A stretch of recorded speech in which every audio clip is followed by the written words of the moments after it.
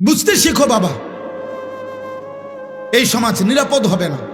রাসূলুল্লাহ সাল্লাল্লাহু আলাইহি সাল্লাম বলছেন, আমি নিজে বললাম, আমি এই কথা পড়ি তো বাবা, কিশোর নওজোয়ান নিয়ে আমার সারাদিন ভাবি।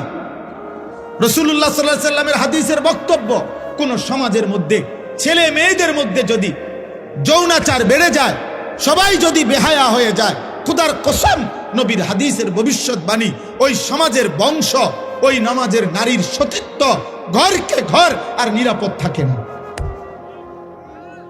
প্রত্যেকেই তো তখন কোনো না কোনোভাবে সুযোগ তালাশ করে বেবিচারে।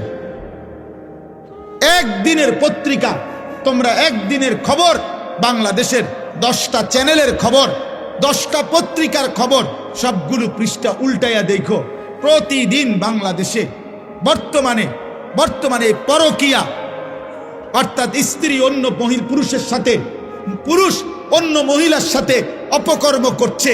আর এই কারণে প্রতিনিয়ত খুনাখুনি, মারামারি কি পরিমাণ হচ্ছে প্রতিদিন তুমি দেখো, তোমার বিবেক থাকলে তুমি দেখো এই সমাজে পরকীয়া এখন কি অবস্থা। সবাই বেসামাল। বিবাহিত নারী যদি চরিত্রহীন হয়, অবিবাহিত মেয়ের কি হবে? বিবাহিত পুরুষ যার স্ত্রী আছে বেটা, ওই যদি চরিত্রহীন হয়ে যায়, তাহলে অবিবাহিত ছেলের হালাত কোথায়? আপনারা কেউ ভাবতেছেন না। আপনারা সবাই মনে করতেছেন, আপনারা সবাই ভাবতেছেন নিজের মতো করে ছেলে পেলে বড় হইতেছে। না রে ভাই, বড় হইতেছে না, ছোট হইতেছে, চরিত্রহীন হইতেছে, লম্পট হইতেছে, চরিত্রহীন হইতেছে।